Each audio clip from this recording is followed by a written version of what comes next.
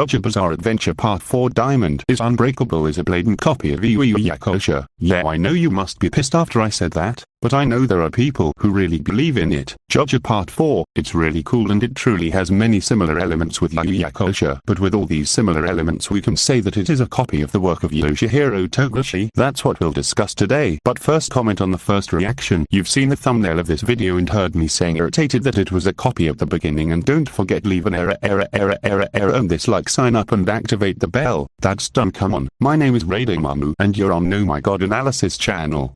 JoJo Bizarre Adventure always tries to innovate when it comes to its protagonists, at least bringing a different factor from the previous protagonist. The hero of Part 4 is Josuke Higashikata, one of those teenagers in various delinquent quotes from Japanese high school, resident of a small town that despite of all his faults he has a heart of gold. The most arduous manga readers and the otakus that accompany anime also remember another kind-hearted schoolboy and full of passion, and this guy is Yusuke Urameshi, the main character of Yu Yu Hakusho. Case you don't know this anime, I'll give a little explanation of what it's about. Well, this anime was very popular in its release time in the 90s, more specifically between 1990 and 1994, and now in parallel to Part 4 of JoJo came a little bit to follow, published between the years 1992 to 1995, and look, I'll prove to you that the similarities between the two series is really amazing. These two protagonists really have a qua number. Was amazed when I found out, whether in fighting style or personality or life situation and much more. In Yu Yu Hakusho, Yusuke is a delinquent teenager who despite everything has a good heart that he ended up sacrificing his life to save a child who would be run over by a speeding car, ending up live this in the plane of death. He ended up getting another chance to live thanks to the Komei, who gave him the post of spiritual detective. Of course, Yusuke was actually more of a fighter than a detective, always being that awesome guide blazing all the adventures along the way, such as the Dark Tournament and going to the demonic plane to face his destiny. Yusuke was a rogue. He hid that intelligence that only who is from the street understands. Moreover, he had several qualities of leader, having his own gang of friends, inclining that cliché of the enemy phonem, of the enemy that becomes an elite, that in this case is Quabra. In addition, we have him the demon fox Kurama. Yasuke is that guy who never talked fists, and he wasn't much of a fan of pretty words or dialogue. The thing was hit and bomb. Josuke has a lot in common with Yasuke besides his name also ending with Suke, just as Josuke is the tough guy who has that natural charisma as a leader, and so with Yasuke he has his own group of friends made up of Yakuya's Nibinra, Kieshirasio for a while, and, in a way, distant Rohan. Even though they hate each other, Josuke doesn't tolerate sucker people and gets very pissed when someone makes fun of his hair, and like Josuke, he has a very kind heart. And there are still some crazy people who think he went back in the past to save his mother and himself when they were driving to a hospital. Josuke also solves things with his fists, but unlike Yusuke, he is a JoJo who talks a lot and also doesn't. It depends on a little speech. No, these similarities end up not meaning much personal, but the similarities between the stories of these two animes go far beyond that, both having a very relationship respectful, a typical relationship between a son and a single mother. The two mothers are strong and tough women who can put up with the insult of their children. Yusuke does not have a father figure in his life, and Josuke has never met his father. Good until long Part 4 he meets, of course, and in the story of both of them they end up meeting his father figure in the final arc of Yu Yu Hakusho. Yusuke visits the demonic plane and meets up with his past Hizen, having a somewhat difficult relationship working things out in the fist. Josuke meanwhile finally finds the elderly Joseph Joestar. This in the middle of Part 4. Josuke is suspicious of him after all the guy has fueled for so long, but in the end they get along. The two heroes meet violent enemies, give these enemies a break, and end up becoming friends of this opponent. Is such a complex effect of Vjtera.